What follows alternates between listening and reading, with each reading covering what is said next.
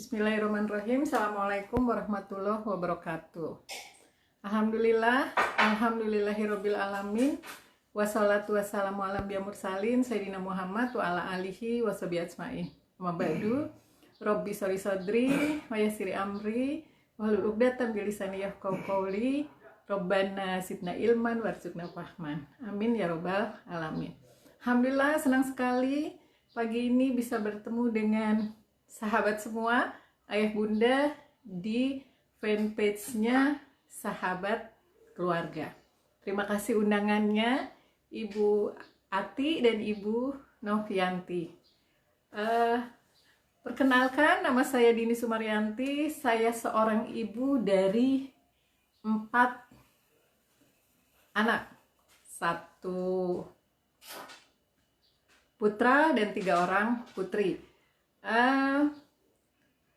Aktivitas saya lebih banyak memang terkait dengan anak usia dini. Saya memiliki TKI Al Muhajirin di Komplek IPB 2. Saya mengelola di sana. Kemudian saya juga asesor PAUD di Badan Akreditasi Nasional. Saya juga aktif di sebagai trainer parenting Islami. Saya juga memiliki lisensi sebagai promotor, konsultan, dan trainer Stephen.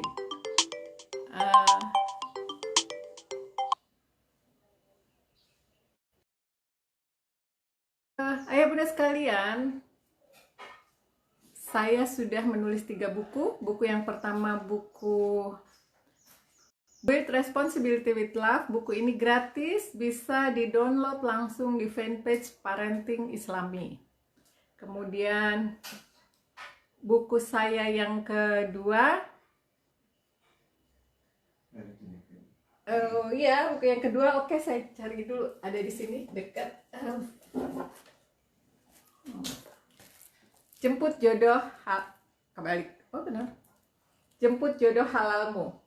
Buku ini saya tulis di tahun 2017 bersama putri kedua saya, Fatimah Farunisa. Jadi buku ini sebenarnya adalah souvenir. Tahun Desember 2017 saya mantunya langsung dapat 2. Alhamdulillah, soleh-soleh, ganteng-ganteng.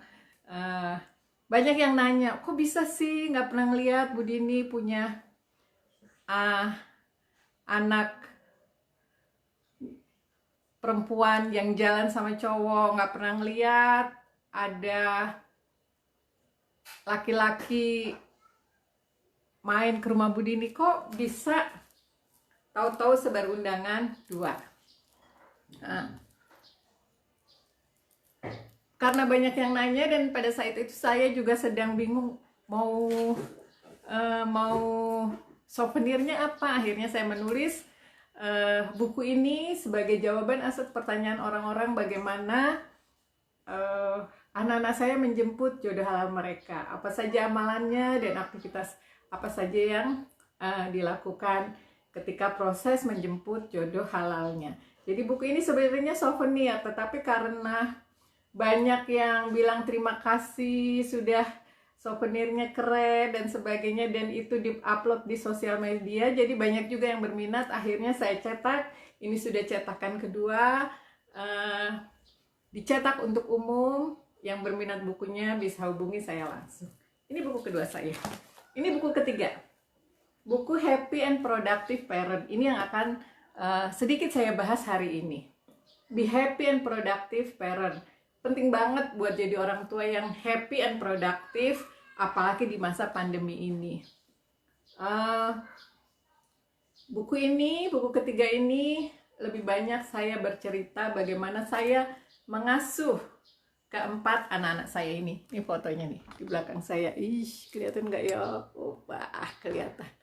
Bagaimana saya mengasuh keempat anak-anak saya ini. Yang paling duduknya pada posisi paling tinggi itu putri pertama saya. Saat ini dia sudah menyelesaikan S2 di Belanda di usia 26 tahun dan langsung, bahkan belum, masih 25 tahun, dan langsung mendapat tawaran bekerja di sebuah perusahaan rekayasa genetik di Belanda. Lalu yang di tengah, perempuan di tengah itu putri kedua saya. Dia sudah selesai di IPB, lulusan IPB, kemudian dia juga dapat beasiswa di De La Salle University untuk memperdalam manajemen. Dan satu-satunya laki-laki di rumah saya itu saat ini sedang sekolah, alhamdulillah mendapat beasiswa S1 di Al-Azhar, dan yang bungsu baru saja masuk IPB jalur undangan biokimia, di biokimia. Itu mungkin kalau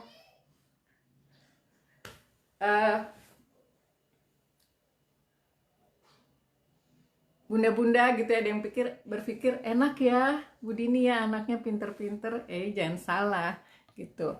Dulu anak-anak saya juga bermasalah. Ini biar kelihatan. Sebentar ya, saya putar sedikit. Bagaimana ya? Biar kelihatan fotonya. Nah, itu kan sekarang. Kenapa saya menulis buku Happy and Productive Parent ini juga karena anak saya yang S2 di usia beres S2 di usia antara 24 sampai menjelang 25 tahun itu udah beres S2 di Belanda. Waktu kecilnya dia termasuk anak yang pendiam, nggak mau gaul, males keluar gitu. Kalau diajak main keluar malah marah-marah, malah ngomel, ngapain sih keluar, nggak suka main sama anak kecil, dia nggak suka ketemu orang. Kemudian putri saya yang nomor 2 masuk, yang di tengah itu masuk SD, belum bisa baca, boro-boro bisa baca, bahkan huruf aja baru kenal 2 huruf, F dan A, karena panggilannya Fafa. Lalu anak saya yang laki-laki itu nggak di komplek, nggak di sekolah terkenal destruktif.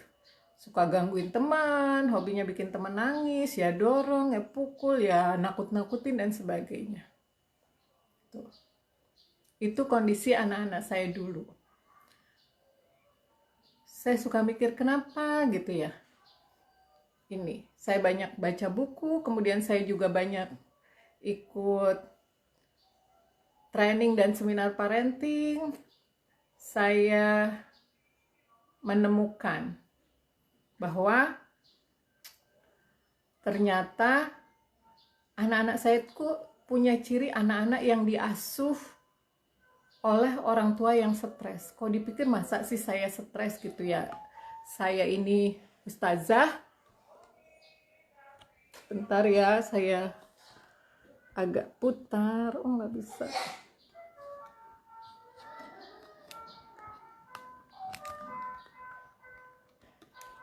Oke. Baik.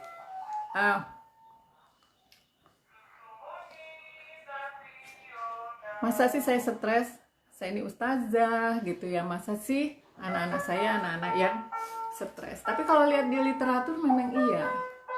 Akhirnya saya banyak belajar, saya banyak bertanya, bahkan saya punya mendekati seorang sahabat waktu itu baru lulus S2 psikologi di Australia. Saya mendekati di beliau, saya banyak bertanya, saya banyak konsultasi dengan beliau.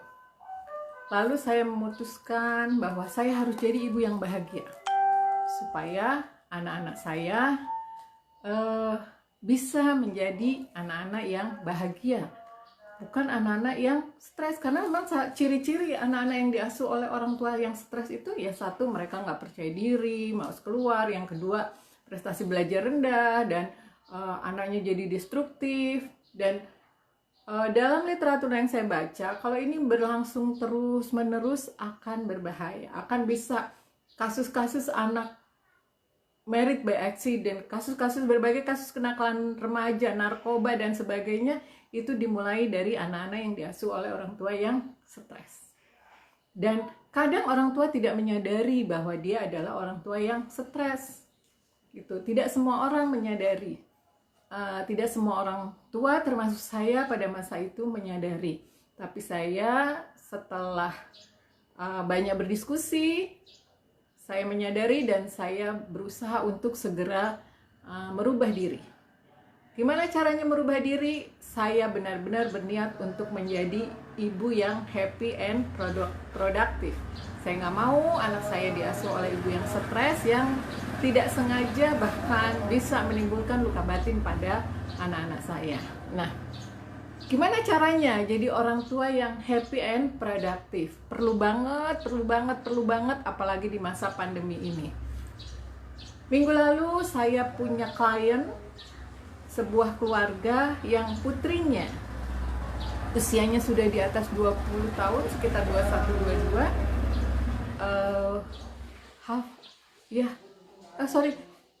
itu hafal Al-Quran 22 juz, usianya sudah 18 tahun.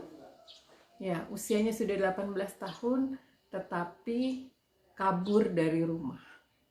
Kenapa kabur dari rumah? Karena ternyata setelah ngobrol-ngobrol, ya memang di rumah itu dari dia kecil sampai dia besar itu diasuh oleh orang tua yang stres, orang tua yang tidak memiliki kemampuan untuk mengontrol emosi. Maka saran saya pertama yang saya berikan kepada orang tua bukan merubah anaknya yang kabur dari rumah, yang melanggar hukum SARA, bukan, tetapi adalah memperbaiki orang tuanya dulu, menjadi orang tua yang bahagia dan produktif.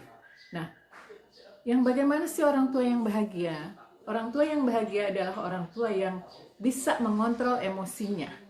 Itu orang tua yang bahagia. Dan orang tua yang produktif adalah orang tua yang dia mampu berkomunikasi cinta dengan anak-anaknya.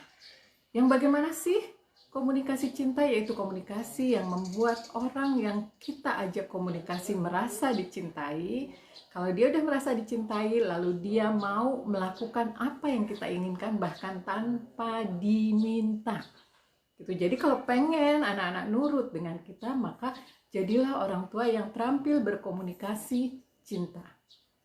Lalu orang tua yang produktif yang bagaimana lagi? Orang tua yang punya visi keluarga, yang bisa membangun anaknya untuk punya visi bagi masa depan mereka. Yang kedua, itu yang kedua. Produktifnya adalah terampil berkomunikasi cinta. 4 sih ya, terampil berkomunikasi cinta, punya visi buat anak-anaknya. Yang ketiga, mengenali potensi anak, orang tua yang bisa mengenali potensi anak dan melejitkannya. Dan yang keempat, orang tua yang bisa membangun kolaborasi dengan berbagai komponen pengasuhan anak. Jadi membangun kolaborasi. Karena mengasuh anak itu kan nggak sendiri ya, perlu kolaborasi dengan pasangan, mungkin juga dengan asisten rumah tangga, mungkin juga dengan kakek nenek, atau dengan tetangga-tetangga, dengan teman anak-anak kita, atau sekolah anak-anak kita. Nah, ayah bunda itulah orang tua yang, mana tadi buku saya? Yang happy and productive. Orang tua yang bahagia, yang bisa mengontrol emosinya sehingga dia bisa berkomunikasi cinta, bisa memiliki visi keluarga, bisa melejitkan potensi Ananda dan membangun kolaborasi. Hari ini saya akan khusus bahas tentang bagaimana menjadi orang tua yang bahagia. Kenapa dulu sebelum saya bahas kenapa kita perlu jadi orang tua yang bahagia? Ternyata ayah bunda, ketika kita bahagia itu kita mengaktifkan otak berpikir. Dan kalau orang tidak bahagia, yang aktif adalah otak reptilnya. Gitu. Masih ingat nggak ya pelajaran biologi zaman SMA? Mudah-mudahan pada masih ingat ya. Kalau nggak pas pada waktu itu ngantuk atau lagi bolos. Ya, teorinya triune brain-nya itu menyatakan kita itu memiliki otak reptil, otak mamalia, dan otak berpikir. Otak reptil fungsinya untuk gerak refleks, untuk bertahan hidup, kemudian otak mamalia untuk menyimpan memori jangka panjang, dan otak neokortex, otak berpikir pada manusia, nah ini yang untuk berpikir. Nah, sahabat, ayah bunda, parent hebat, ternyata ketika kita bahagia, yang aktif adalah otak berpikir. Dan kalau kita tidak bahagia, itu yang aktif adalah otak reptil. Bagaimana gambaran otak reptil itu bekerja? Otak reptil itu bekerja seperti bekerjanya hewan reptil. Silahkan dibayangkan kalau Anda, ayah bunda, bertemu dengan hewan reptil, dengan ular misalnya. Nah, saat bertemu dengan ular, lalu ularnya kaget. Kita ketemu ular, ularnya kaget. Apa yang terjadi? Yes, kalau nggak ularnya matok, ularnya kabur. Itulah kerja otak reptil. Kalau nggak matok, kabur. Itu yang terjadi pada diri kita, yang terjadi pada anak-anak kita, dan yang terjadi pada manusia pada umumnya. Ketika tidak bahagia, merasa terancam, takut diomelin, takut disalahin, dan sebagainya, dia tuh cuma akan matok atau kabur. Makanya kalau anak pulang telat, kita udah melotot di itu tuh, yang kepikiran apa? Kalau nggak pengen bohong ya ngabur. Gitu aja, nggak ada yang lain. Sedangkan kalau kita dalam suasana bahagia, tidak ada tekanan, maka yang akan aktif bekerja adalah otak berpikir. Inilah perlunya kenapa kita bisa menjadi orang, berusaha untuk terampil menjadi orang tua yang bahagia. Terutama ibu, karena ibu adalah jantungnya keluarga. Kalau ibunya jantungnya sehat, ibunya sehat. Kemudian yang kedua, karena ketika kita bahagia, yang aktif adalah otak berpikir kita, sehingga ibu bisa menyelesaikan berbagai problema. Bahkan di masa pandemi ini bisa membantu anak untuk menyelesaikan tugas-tugas mereka. Juga mungkin ibu-ibu yang bekerja bisa membantu ibu-ibu untuk menyelesaikan tugas mereka. Nah, bagaimana caranya untuk menjadi orang tua yang bahagia? Untuk menjadi orang tua yang bahagia, yang pertama adalah dengan terampil tersenyum, atau biar gampang 3S. Dengan senyum, syukur, dan sukses. Jadi orang tua yang bahagia yang pertama, terampilah tersenyum. Kenapa mesti tersenyum? Karena senyum itu sehat, karena senyum itu sodako, dan karena senyum itu mengaktifkan otak berpikir tadi, jadi solutif. Ya, jadi kenapa kita mesti tersenyum? Karena senyum itu sodako. Udah tahu ya? Tabasul muka fi wajhi akhika sodakotun. Senyum engkau di hadapan saudaramu adalah sedekah. Kemudian yang kedua, karena senyum itu sehat. Nah, ternyata ayah bunda, ketika kita tersenyum, tubuh kita ini mengeluarkan hormon endorfin. Hormon endorfin fungsinya untuk apa? Satu, supaya tubuh kita jadi basah. Kalau orang basah pasti nggak gampang kena penyakit. Kemudian yang kedua, hormon endorfin ini fungsinya untuk mengurangi stres. Kenapa stres mesti dikurangin? Karena yang namanya setiap orang, ketika dia masih Allah berikan nafas, pasti Allah akan sertakan dia dengan masalah. Nah, supaya, dan masalah-masalah ini membuat orang stres, dan ketika orang stres, tubuh kita mengeluarkan hormon noradrenalin. Ya, tubuh kita mengeluarkan hormon noradrenalin. Hormon ini yang bisa menyebabkan kalau banyak diproduksi, lalu dia mengumpul di otak, dia menyebabkan stroke, di sini serangan jantung, di paru-paru biasanya TBC, dan yang paling sering adalah di lambung menyebabkan sakit mah. Jadi kalau masih banyak yang suka mahnya kumat, coba deh diobati dengan tersenyum, karena senyum itu akan mencegah hormon noradrenalin nih dikeluarkan gitu. Itu ya. Yang pertama, senyum itu sodakoh. Yang kedua, senyum itu sehat. Dan yang ketiga, senyum itu solutif. Pertanyaannya, ayah bunda, parent hebat, pasti udah hafal hadis ini ya. Tabasul muka fi wajhi ahika sodakotun. Senyum engkau di hadapan saudaramu adalah sedekah. Pertanyaannya, kalau ke saudara-saudara aja kita bersedekah, sedekah yang paling utama ke siapa? Sedekah yang paling utama kepada orang yang terbaik di antara kalian adalah yang paling baik kepada ahlinya. Ya, orang yang paling baik di antara kalian adalah yang paling baik kepada ahlinya. Maka kalau ke tetangga kita udah ramah, ya teman kantor kita ramah, kemana-mana kita ramah, gitu, maka aduh, maaf nih, rame ya. Tadi dulu deh dilihat. Kenapa nih? Oh, ada tetangga, ada tamu. Oke, kita lanjut ya. Pertanyaannya, ketika kita ke orang-orang di luar sana sudah ramah, sudah tersenyum, apakah senyum ini juga sudah banyak kita berikan kepada anggota keluarga kita? Terutama kepada anak-anak kita. Gitu ya. Ada yang nanya nih, nanti kita jawab gimana biar bahagia di saat pandemi ini. Sedangkan Bu Novianti nih,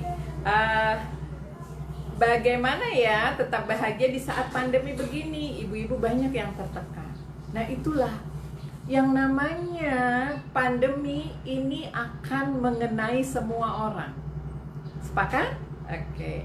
Jadi tidak ada orang yang tidak terkena pandemi saat ini di seluruh dunia. Nah, bagaimana kita mensikapinya? Itu yang harus kita upayakan agar kita bisa mensikapinya dengan tepat, agar bisa selalu menjadi ibu yang bahagia, yang kerjaannya nambah loh, yaitu nambah anak-anak belajar dari rumah, suami juga di rumah terus, pastilah perlu banyak bantuan untuk belajar, banyak perlu untuk dilayani. Maka gimana caranya untuk tetap bahagia? Ya, ayo jalankan dengan 3S. 1, senyum, apapun keadaannya tersenyumlah. Supaya apa? Supaya pada saat itu kita dapat pahala sedekah, pada saat itu kita sehat gitu ya, jadi pandemi nggak tambah sakit, imunitas juga tinggi, dan kita solutif, bisa cari solutif itu yang aktif otak berpikir, bisa mencari cara untuk menyelesaikan permasalahan-permasalahan. Karena semua orang saat ini terkena pandemi, maka semua orang perlu menjaga bahagianya. Salah satunya yaitu tadi dengan tersenyum, agar otaknya tetap aktif berpikir untuk mencari solusi.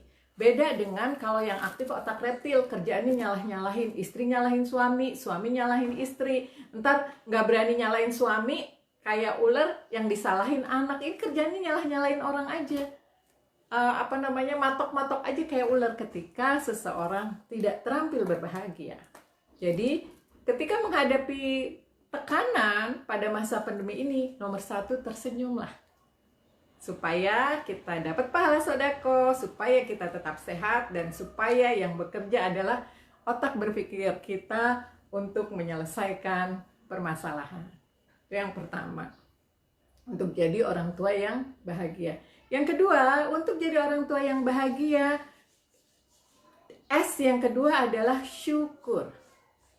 Oh iya, sebentar, sebelum saya masuk ke S yang kedua, saya perlu sampaikan bahwa ini adalah keterampilan ya. Jadi bahagia itu bukan takdir, tapi bahagia itu adalah kumpulan keterampilan. Terampil bahagia dengan kita terampil tersenyum, dengan kita terampil bersyukur, dan dengan kita terampil sukses. Jadi bahagia bukan takdir ya. Ayah bunda, sahabat keluarga, tetapi bahagia itu adalah pilihan dan keterampilan yang perlu diasah. Demikian juga senyum. Senyum ini adalah keterampilan. Sudahkah kita terampil tersenyum? Sudahkah default kita tersenyum? Default itu apa ya? Sudahkah penampakan kita, casing kita ini, sudahkah casing tersenyum? Gitu. Jadi kita perlu memastikan bahwa casing kita ini adalah casing tersenyum, casing bahagia. Supaya apa? Supaya terampil. Nah, gimana caranya supaya kita terampil tersenyum? Maka pastikan di saat hektik Anda tersenyum. Hektik Anda kapan? Kalau saya, dulu waktu anak-anak saya masih kecil, hektik saya adalah pada saat pagi hari. Nyiapin ini, nyiapin itu, belum bangunin, nyuruh sholat, dan sebagainya, belum jemputan datangnya pagi banget gitu ya. Nah, pada saat hektik tersebut, saya memaksakan diri untuk tersenyum, harus tersenyum. Karena kalau nggak tersenyum, pasti anak-anak akan berangkat sekolah dengan saya dalam kondisi marah-marah. Dan saya tahu bahwa ketika anak itu berangkat moodnya udah nggak bagus, maka kemampuan untuk menyerap pelajaran akan berkurang hingga 30-40%. Gitu. Nah, jadi perlu banget kita untuk memiliki keterampilan tersenyum. Ya, caranya itu. Kalau hektik, paksain untuk tersenyum. Jadi saya kalau anak-anak tuh udah masuk jemputan, saya nggak marah, yes, saya sudah sukses. Itu yang pertama. Kemudian yang kedua, terampil bersyukur. Kenapa mesti terampil bersyukur? Karena Allah menjanjikan, auzubillahi minasyaitonirrajim, bismillahirrahmanirrahim, la in syakartum la azidanakum wa la in kafartum inna adzabi lasyadid.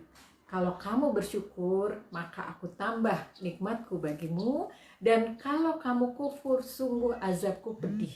Jadi, ayah bunda sahabat keluarga, yang namanya bersyukur itu pilihannya cuma dua, bersyukur atau tidak bersyukur, diazab. Bersyukur atau kufur.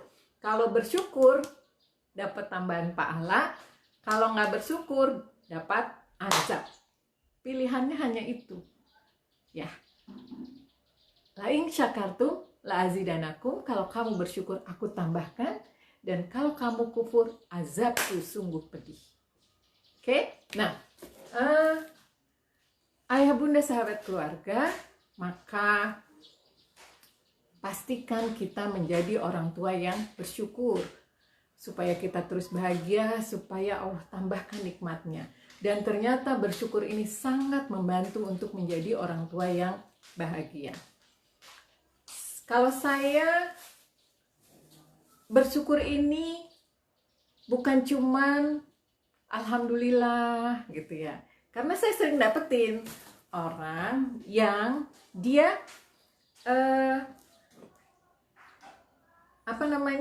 kalau ketemu gitu ya, kalau saya ketemu gitu dengan seorang ibu yang sudah lama tidak bertemu, terus kemudian saya tanya kabar anaknya, Bu gimana kabar si kakak gitu misalnya.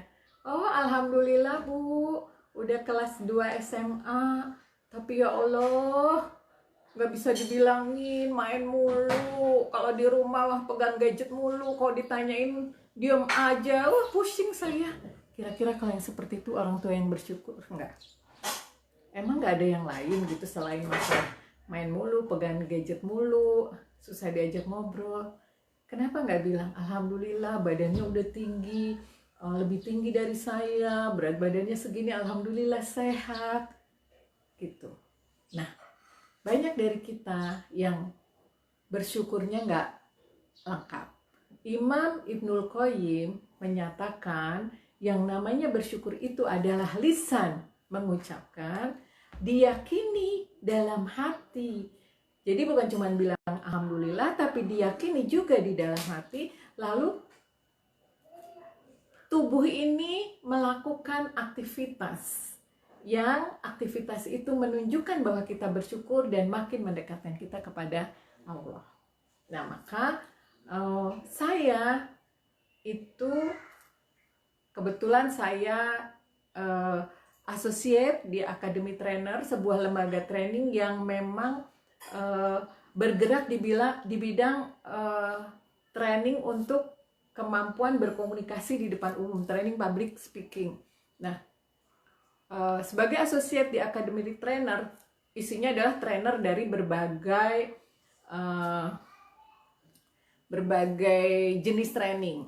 Nah, karena kami isinya trainer dan trainer itu mendevelop orang, mendevelop manusia, maka kami tentu harus terus mendevelop diri kami. Caranya untuk kami tetap memiliki kemampuan untuk mendevelop diri kami adalah dengan terampil bersyukur. Maka di kantor saya di Academy Trainer itu kami ada jurnal syukur setiap hari Senin.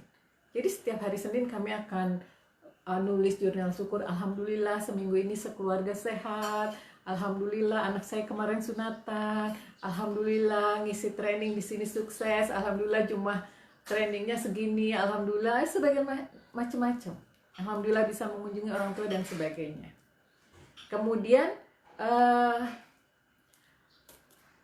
selanjutnya yang kedua adalah saya juga punya komunitas gitu ya. Saya punya komunitas namanya Komunitas Ibu Hebat. Di Komunitas Ibu Hebat, di grup Komunitas Ibu Hebat ini saya juga ada kegiatan jurnal syukur setiap hari Jumat. Jadi setiap hari Jumat itu kami kirim jurnal syukur. Alhamdulillah seluruh keluarga sehat, alhamdulillah mau punya cucu lagi, alhamdulillah minggu ini live streaming Komunitas Ibu Hebat yang nonton sekian banyak dan sebagainya.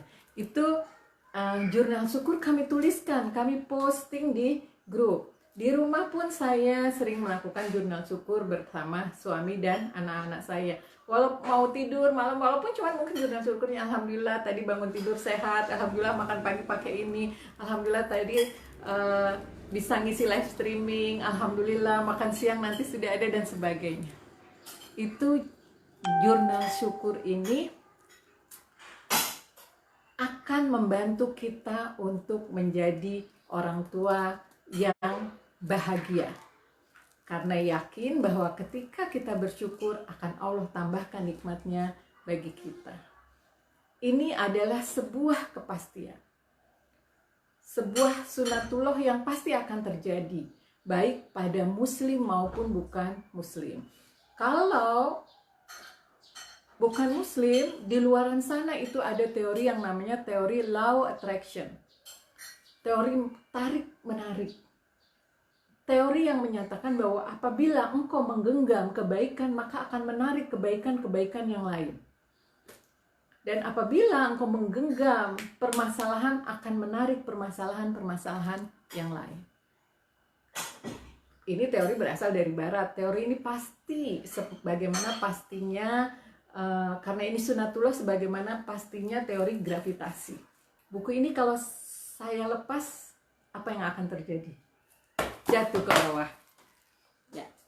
Siapapun yang melepas, pasti buku ini akan jatuh ke bawah. Nah, bagaimana? Kenapa bisa jatuh ke bawah? Karena ada gaya gravitasi. Law attraction itu pasti sebagaimana pastinya gaya gravitasi. Ketika engkau menggenggam kebaikan, maka akan datang kebaikan. Ini terjadi baik pada muslim maupun bukan muslim. Cuman bedanya, kalau muslim kita bersyukur, selain Allah tambahkan nikmat, dapat pahala. Kalau non muslim, kalau dia menggenggam kebaikan, artinya dia ya kayak orang bersyukur gitu ya. Oh, aku bersyukur hari ini aku dapat ini. Tapi dia sekedar, kalau bahasanya biasanya kalau saya baca di buku-buku itu adalah keberuntungan.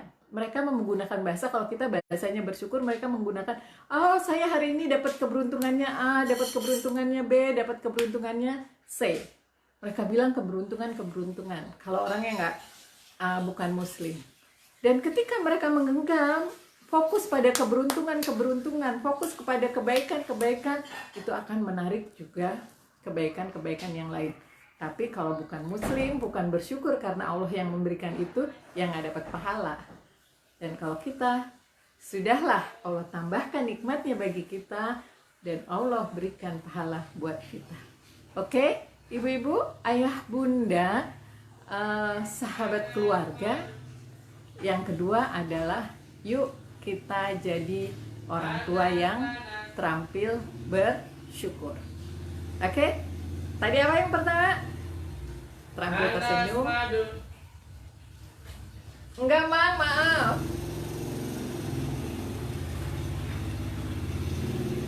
Ya, langganan nanas madu lewat.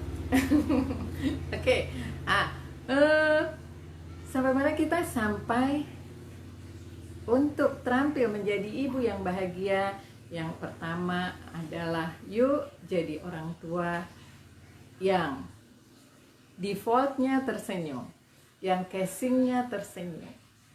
Agar apa? Agar satu, kita selalu dapat pahala sodakoh, yang kedua kita sehat, dan yang ketiga solutif, otak berpikir yang bekerja. Kemudian caranya bagaimana? Latih pada saat hektik. Pokoknya lagi hektik, aku harus tersenyum. Apapun yang terjadi, aku harus tersenyum supaya bisa mikir. Yang kedua adalah terampil bersyukur. Caranya dengan bagaimana? Yuk tuliskan kenikmatan-kenikmatan Allah. Yuk bikin jurnal syukur agar Allah tambahkan nikmatnya bagi kita.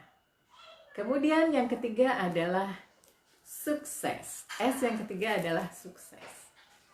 Orang yang sukses itu yang bagaimana sih? Tergantung kita mau ambil definisi suksesnya siapa. Kalau sukses definisi Islam itu adalah orang yang auzubillahi minasyaitonirrajim, bismillahirrahmanirrahim, man amila soliham min zakari aw unsa wa huwa mu'minum falanuhyiyannahum hayatan thayyibatan. Man amila solihan, barang siapa yang beramal soleh,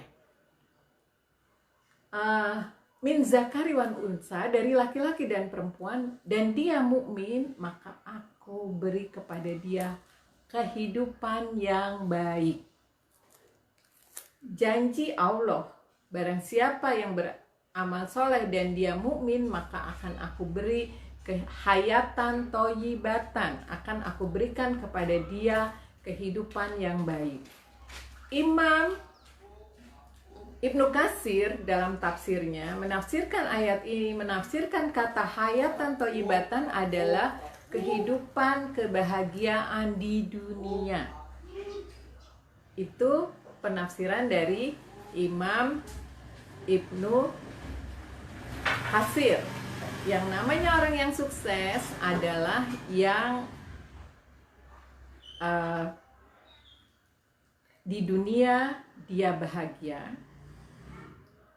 Dan karena ayat berikutnya, wa ajrohum bi ahsanin, pahala ujrohnya, pahalanya itu jauh lebih besar. Artinya apa? Artinya dari ayat ini dinyatakan barang siapa yang beramal soleh,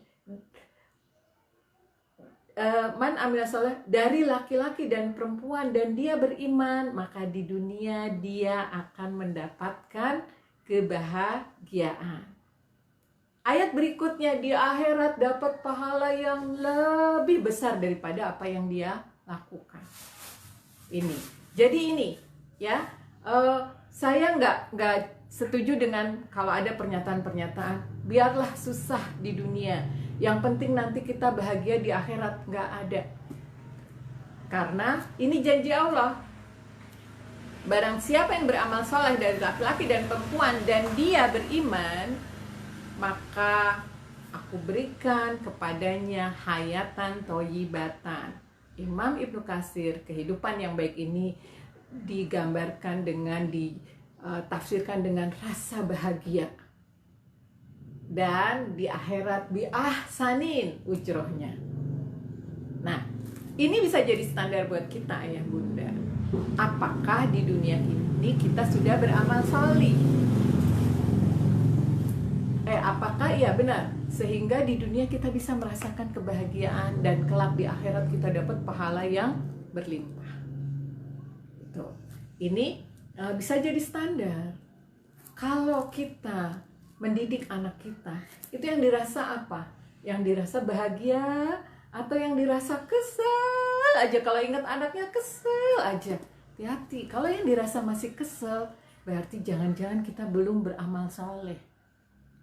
Boro-boro di dunia, boro-boro di akhirat dapat pahala, di dunia aja kita nggak bahagia. Karena bahagia di dunia ini jadi standar bahwa itu akan dapat pahala di akhirat. Gitu. Masa sih di dunia bahagia? Buktinya ini nih, buktinya. Pernah lihat nggak fotonya para mujahidin yang syahid? Pernah lihat nggak para mujahidin yang syahid fotonya? Kalau saya banyak, nanti cari ya para mujahidin. Itu biasanya mereka wajahnya adalah tersenyum. Tersenyum, bahkan ada yang tersenyum lebar. Padahal wajah itu adalah wajah dari orang-orang yang kakinya sudah tidak ada, anggota tubuhnya sudah tidak lengkap, bahkan cuma kepala saja. Tapi bibirnya tersenyum. Kenapa? Karena dia bahagia, baru di dunia aja dia tuh udah ngerasain bahagia. Karena semakin berat amal yang dia lakukan, dia tahu pahalanya akan semakin besar, itu membuat dia bahagia. Tapi syaratnya itu sudah terkategori amal soleh belum? Maka kalau kita mau jadi orang yang sukses, yang di dunia kita bahagia dan di akhirat kelak kita dapat pahala yang jauh lebih baik, maka pastikan amal kita adalah amal yang solih. Yang bagaimana amal yang solih? Amal yang soleh itu harus memenuhi 2 syarat. Syarat yang pertama, amal yang solih itu adalah niatnya ikhlas, harus semata-mata karena Allah. Saya ngedidik anak karena Allah, bukan karena gak enak sama suami, bukan karena gak enak sama mertua, bukan karena buat dipamerin dan sebagainya. Yang kedua, caranya benar. Misalnya dalam mendidik anak, sudahkah cara kita benar? Gitu. Sudahkah caranya benar ketika kita mendidik anak? Gak denger ya, coba saya keraskan. Ada yang merasa tidak dengar. Mudah-mudahan sudah ini ya, saya sudah polin nih. Dan suara saya perkeras. Nah, sudahkah caranya benar? Caranya benar, cara yang benar ini yang bagaimana? Satu, tentunya yang sesuai dengan sunnah Rasul. Rasulullah mengajarkan, cari ilmu tentang bagaimana mengajarkan anak yang dicontohkan, mendidik anak yang dicontohkan oleh Rasulullah. Kemudian sudahkah benar sesuai dengan sunatullah? Sudahkah kita mendidik anak itu sesuai dengan memang misalnya tahapan perkembangan anak, mengenali karakter anak dan sebagainya. Gitu. Jangan-jangan belum. Kita nggak tahu bagaimana Rasulullah ngajarin, memerintahkan kita untuk mendidik anak. Kita nggak juga tahu bagaimana tahapan perkembangan anak dan bagaimana melejitkan potensi anak sesuai dengan potensi atau karakternya. Ya wajar kalau kita nggak bahagia dan nauzubillah min dzalik, udah capek-capek ya nanti nggak dapat pahala. Kalau kita ngedidik hanya berdasarkan perasaan tanpa ilmu, inilah perlunya untuk mencari ilmu. Gitu. Jadi sekaligus jawab nih, di sini ada yang bertanya, bagaimana caranya menjadi muslimah yang produktif? Muslimah yang produktif buat saya adalah muslimah yang setiap amalnya itu bisa terkategori amal soleh. Itulah muslimah yang produktif. Jadi dalam peran dia sebagai apapun, maka itulah orang yang sukses dan dia pasti akan bahagia. Walaupun mungkin orang melihatnya berat ya, misalnya yang produktif itu ketika dia dalam peran dia sebagai hamba Allah, maka dia muslimah yang produktif itu dia akan ikhlas dalam hal beribadah dan dia tahu cara yang benar dalam masalah ibadah kepada Allah dan dia bersihkan akidahnya sehingga akidahnya murni. Itu muslimah yang produktif pada posisi dia sebagai seorang hamba Allah. Muslimah yang produktif pada posisi dia sebagai apa? Pasti semua manusia itu anak, maka dia tahu hukum birrul walidain.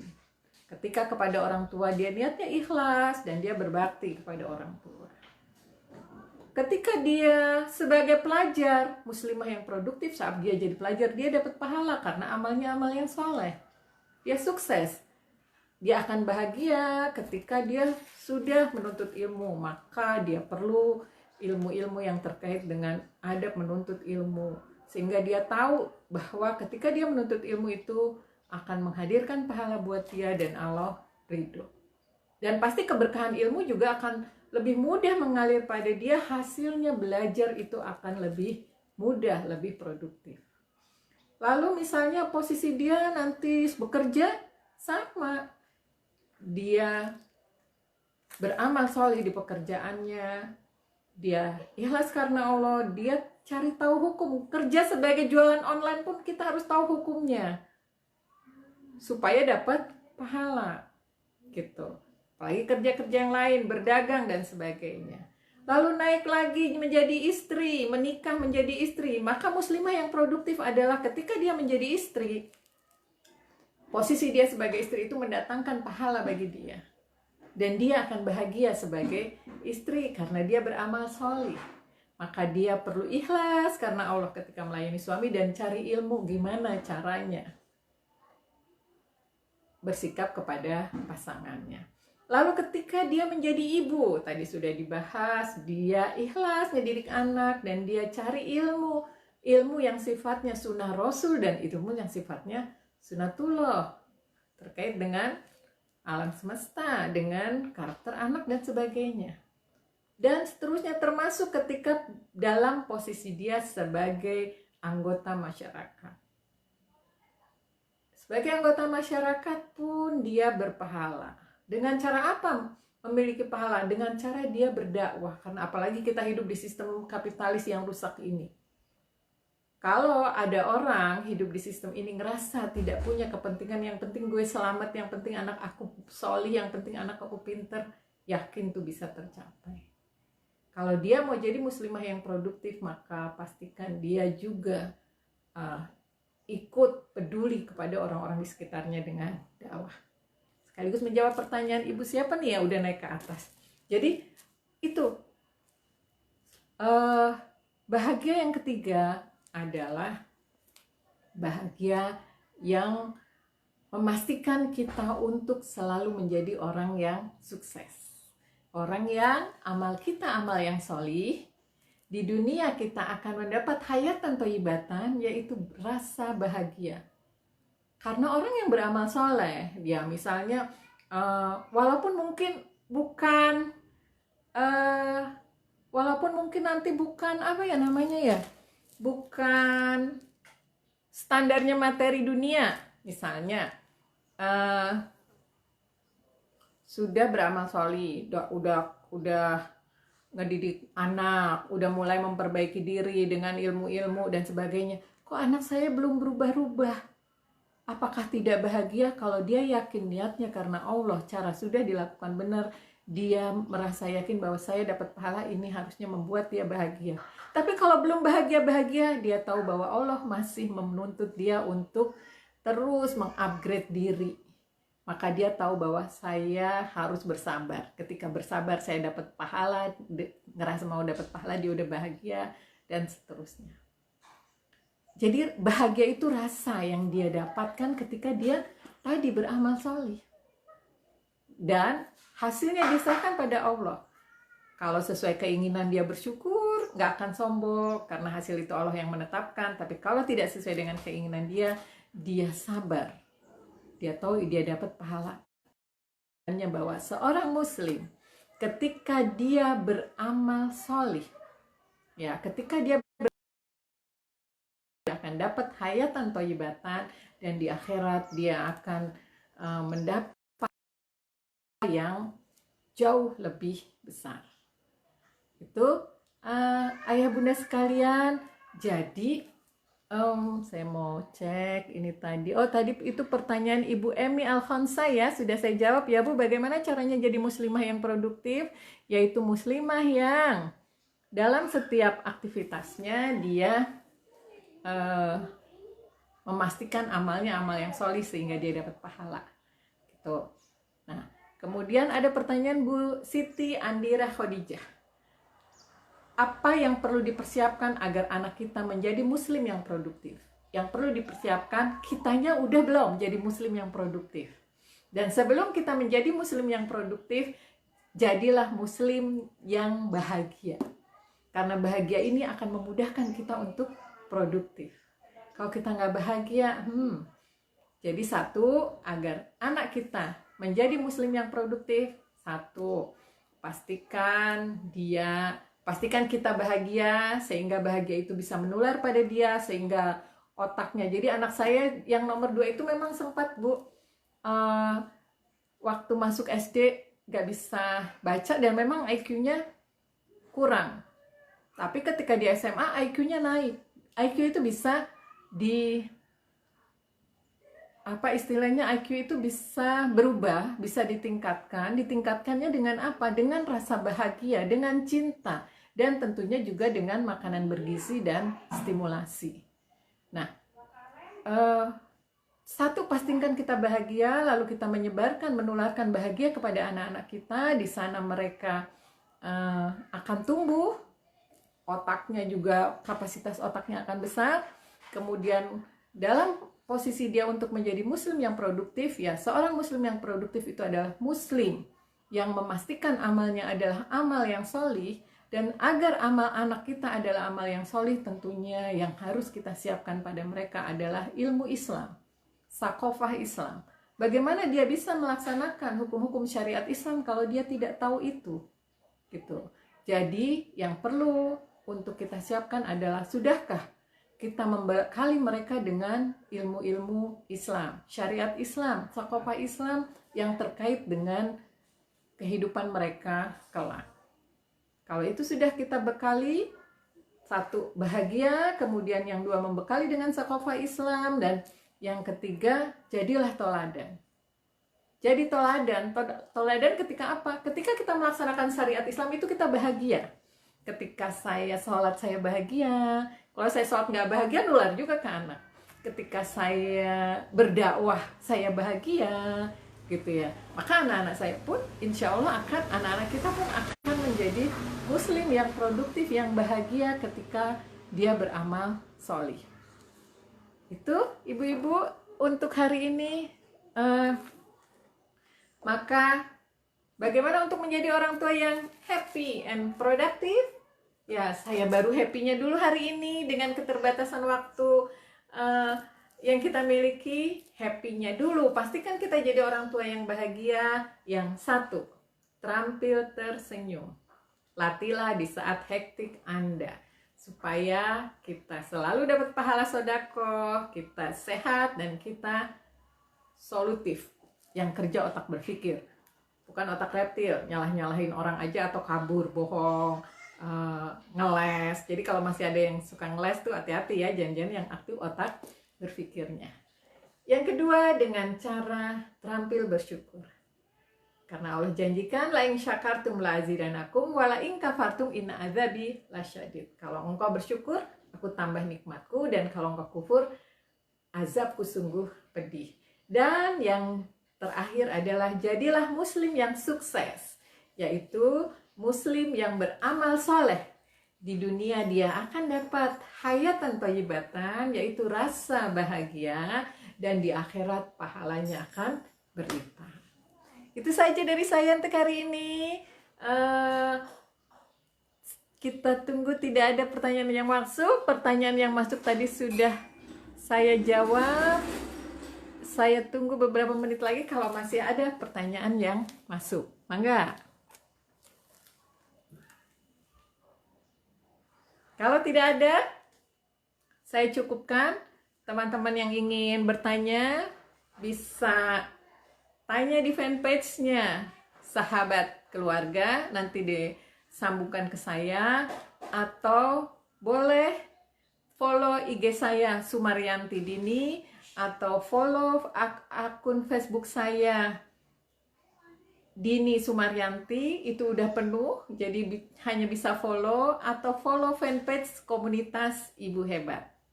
Oh, ada yang nanya, bagaimana, saya jawab dulu pertanyaannya. Bagaimana pendapat Ibu dengan kondisi hari ini? Dalam keadaan pandemi banyak ibu-ibu tidak bahagia, bahkan banyak terjadi perceraian. Ya, Bunda Ira Umu Faris. Kenapa itu bisa terjadi? Karena yaitu kita tidak melatih keterampilan bahagia kita. Banyak ibu-ibu yang nggak tahu harus bagaimana ngadepin pandemi ini. Itu pertama, secara individu. Kemudian yang kedua, secara sistem, negara kita tidak menyelesaikan masalah pandemi ini dengan benar. Jauhlah dari standar syariat Islam. Kalau dalam standar syariat Islam, jelas Bu, solusi penyelesaian permasalahan pandemi itu.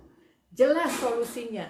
Kalau kamu di suatu daerah, di situ ada wabah, maka yang di daerah situ tidak boleh keluar, dan yang di luar tidak boleh masuk. Artinya apa? Lockdown. Lalu bagaimana masalah ekonomi yang ditakutkan oleh penguasa kita saat ini? Selesaikan dengan menjadi tanggung jawab penguasa. Dari mana duitnya? Ya dari kas negara, dari Baitul Mal. Dari mana itu? Dari sumber kekayaan alam kaum muslimin yang berlimpah. Yang sayangnya saat ini sumber daya alam yang berlimpah ini tidak dikelola oleh negara, tapi diserahkan, bahkan dijual kepada asing dengan sedikit imbalan yang masuk ke kantong individu. Wajar makin banyak orang yang stres karena negara nggak ngejaga, sistem hidup nggak ngejaga kita untuk kita bisa menghadapi pandemi ini dengan baik. Ya, maka individu-individu yang harus survive sendiri. Survive dengan apa? Survive dengan keimanannya, sehingga dia tetap bisa menjaga dirinya untuk jadi ibu yang bahagia. Ibu yang terampil tersenyum. Jadi kalau saya ditanya, bagaimana pendapat dengan kondisi saat ini? Ya iya, pendapat saya kondisi saat ini kita mesti survive sendiri. Ya, mesti bertahan sendiri menghadapi kondisi saat ini. Bertahan untuk jaga bahagia, untuk terampil tersenyum, untuk terampil bersyukur, untuk terampil sukses. Amalannya amalan yang solih. Bertahan itu agar kita bisa survive. Kalau nggak kayak gini, ya itu benar, banyak terjadi perceraian, tingkat perceraian meningkat. Lah orang ketemu terus gitu. Kalau biasanya kalau berantem, lah ntar ke kantor nggak ketemu, sore udah beda suasana. Ini terus ketemu. Belum lagi tekanan ekonomi, wajar. Banyak terjadi percekcokan, kemudian perceraian karena sistem hidup ini tidak menjaga kita, tidak mampu membantu masyarakat untuk menghadapi pandemi ini. Maka perlu kita untuk survive sendiri. Nah, selain itu, selain kita perlu untuk survive sendiri supaya Allah turunkan pertolongan kepada kita, maka pedulilah kepada orang lain. Bentuk kepedulian kepada orang lain bagaimana? Bentuk peduli pada orang lain itu, lihatlah kiri kanan kita. Lihatlah orang-orang sekitar kita. Tapi ada bentuk kepedulian yang lebih besar. Yaitu apa? Berjuang menerapkan syariat Islam ditegakkan. Itu bentuk kepedulian paling besar. Karena sodako kiri kanan perlu. Tetapi sodako terbaik bagi saudaramu itu adalah dakwah. Itu sodako terbaik. Maka berdakwahlah, sama-sama berjuang, negakin syariah supaya bisa diterapkan. Kapanpun terjadi pandemi tidak akan terasa seberat ini. Ya. Jadi itu Bu pandangan saya. Sistemnya nggak ngedukung, kita harus survive sendiri supaya pertolongan Allah datang. Peduli kepada sekitar kita, dan peduli ya, kepedulian yang paling besar adalah kepedulian untuk sama-sama menegakkan syariat Islam di muka bumi. Itu ya Ibu Ira Umu Faris. Baik Ayah Bunda, sahabat keluarga. Ya, benar Bu Novianti. Syariat Islam ini benar-benar solusi yang mesti diterapin. Nggak bisa individu aja bahwa kita udah sedekah kiri kanan, kita survive sendiri. Nggak bisa. Gitu. Yuk, sama-sama berjuang menerapkan syariat Islam. Dimulai dari supaya kita bisa terus survive. Sekali lagi, jadilah orang tua yang bahagia, yang terampil tersenyum, terampil bersyukur, dan terampil sukses, yaitu terampil beramal solih. Itu saja dari saya hari ini. Terima kasih yang sudah stay tune saat ini. Yuk terapin terus sama-sama jadi orang tua yang bahagia, yang semoga kita bisa terus survive melewati pandemi ini, tetap bisa menjaga anak-anak kita, membimbing mereka, dan bisa